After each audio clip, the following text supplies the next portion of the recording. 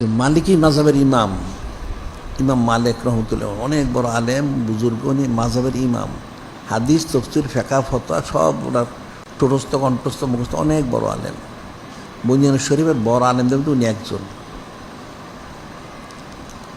উনি অনেকবার হজ করেছেন, কিন্তু যখন বয়স অনেক হয়ে গেল, এটা মুক্তালি বর্ণনী 93 হিজরি বা 55 হিজরি ওনার বেলাদুস শরীফ, 179 হিজরিতে ওনার বিশাল 179 হিজরি। ওনার ইন্তেকালের সময় প্রায় হয়ে গেল, যখন বয়স অনেক হয়ে গেছে, তিনি মক্কা শরীফ অর্থাৎ মদিনা শরীফে থাকতেন সব সময়। ওনার নিয়ত ছিল যেন ওনার ইন্তেকালটা মদিনা শরীফে হয়। এই সুন্নত আদায় করার জন্য উনি শেষ বয়সে কখনো মদিনা শরীফে বের হইতেন না। একবার ওনার মনে হইল যে অনেক আগে হজ করা হয়েছে, মক্কা শরীফে যাওয়া হয়েছে, আরেকবার যদি যেতে পারতেন তাহলে খুব ভালো হইতো। ওনার ইচ্ছা ছিল।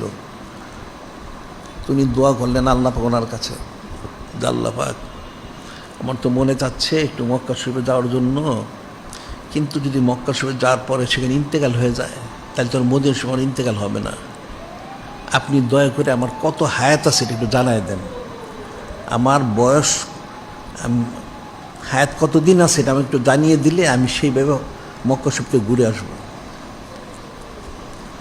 অনেক দোয়া করলেন। দোয়া করবো, একদিন স্বপ্নে দেখলেন একটা পাঞ্জা, এরকম পাঞ্জা, একটা হাত, 5 আঙ্গুল স্বপ্নে দেখলেন।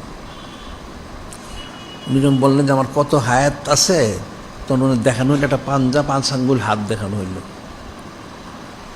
হাত দেখলেন, উনি দেখে চিন্তা করলেন সব ব্যাপার থেকে কি কী বোঝানো হয়েছে, 5 দিন, 5 মাস, 5 বছর না কত বছর কি, উনি কোনো সিদ্ধান্তে বুঝতে পারলেন না।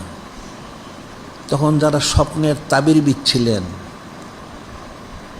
ওনাদের কাছে ওনার এক ছাত্রকে পাঠালেন, খাদেমকে, যে তুমি গিয়ে জিজ্ঞাসা করো ওনাদের কাছে যে এক ব্যক্তি একটা স্বপ্ন দেখেছেন, পাঞ্জা, এটার অর্থটা কী,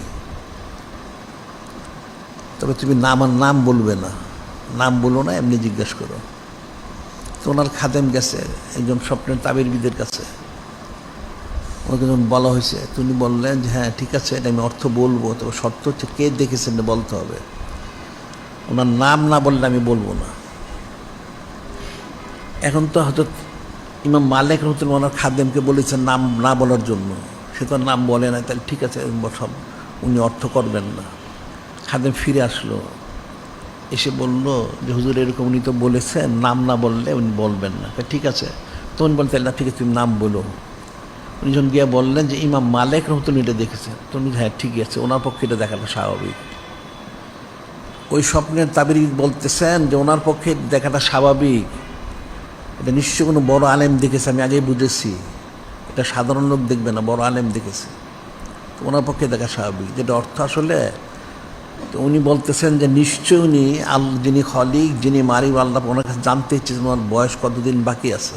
ওই তাবিরবিদ বলতেছেন উনি আল্লাহ ওনার কাছে জানতে চেয়েছিলেন নিশ্চয়ই যে ওনার হায়াত কতদিন বাকি আছে, এই জন্য ওনাকে পাঞ্জাটা দেখানো হয়েছে। এর অর্থ কি? এর অর্থ কোরআন শরীফে আছে। আল্লাহ ইন্নাল্লাহ ইনদাহু ইলমুস সাআহ ওয়া ইউনাজ্জিলুল গায়স ওয়া ইয়ালামু মা ফিল আরহাম ওয়া মা তাদরি নাফসুম মাযা তাকসিবু গাদা ওয়া মা তাদরি নাফসুম বিআইয়ি আরদিন তামুত ইন্নাল্লাহ আলিমুন খবীর। এর অর্থ এই আয়াত শরীফ। খাদেমকে বলে দিলেন অর্থ কি। অর্থ হচ্ছে, বলা হচ্ছে অর্থ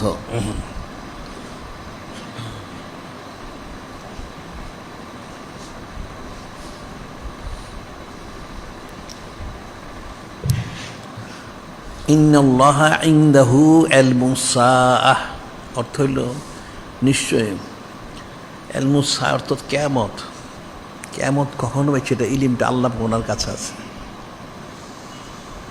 ইউনাজ্জিলুল গায়স, কখন বৃষ্টি হবে সেটা আল্লাহ পাক জানেন, এটা মানুষ জানে না।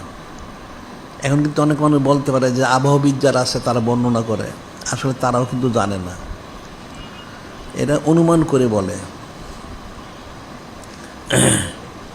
যারা আবহাওয়াবিদ তারা অনুমান করে, তারাও জানে না। যিনি খলিক, যিনি মালিক আল্লাহ, তিনি জানেন। ওয়াইয়ালামু মা ফিল আরহাম, মা ফিল আরহাম, মায়ের রেহেমে কি ছেলে আছে না মেয়ে আছে এটাও কেউ জানে না। এখন যদি বলে ডাক্তার চিকিৎসকরা তো বলে দেয়, আর চিকিৎসক যখন সন্তানটা মার রেহেমে যখন আসে সুরত ধারণ করে তখন তারা বলতে পারে, এটাকে তো বলতে পারে না। এখন একটা মেয়েকে দেখে বলতে পারবে তার কয়টা ছেলে কয়টা মেয়ে হবে, কিন্তু বলতে তো পারবে না। ওটা যিনি খলিক, যিনি মালিক আল্লাহ, তিনি জানেন।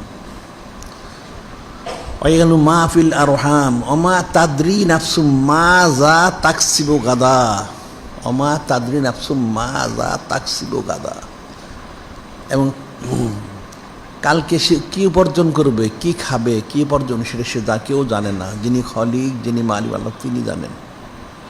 ওমা তাদরি নাফসুম বিআইয়ি আরদিন তামুত, এবং কে কোথায় কখন ইন্তেকাল করবে কেউ জানে না। যিনি খলিক, যিনি মালিক আল্লাহ, তিনি জানেন। ইন্নাল্লাহ আলিমুন খবীর, নিশ্চয় আল্লাহ সব কিছু জানেন। সুবহানাল্লাহ, সাল্লাল্লাহু আলাইহি ওয়াসাল্লাম। এখন আমার বলার যে বিষয় হচ্ছে, তোমরা ফিকির মনোযোগ দাও, শুনে বুঝবান, এগুলি সূক্ষ্ম বিষয়। আমার বলার বিষয় হচ্ছে, ইমাম মালিক কিন্তু অনেক বড় আলেম, এটা মাযহাবের ইমাম, উনি সোজা কথা না। হাদিস, তাফসীর, ফিকহ, ফতোয়া সব ঠোঁটস্থ কণ্ঠস্থ মুখস্থ। এত বড় আলেম হওয়ার পরে কিন্তু উনি এই স্বপ্নের অর্থটা কিন্তু এটা কি ব্যাখ্যা হবে সেটা উপলব্ধি করতে পারলেন না। তাহলে এখন কি বুঝলা বলো দেখি? লিকুল্লি ফানিন রিজাল, লিকুল্লি ফানিন রিজাল, একটা কথা আছে।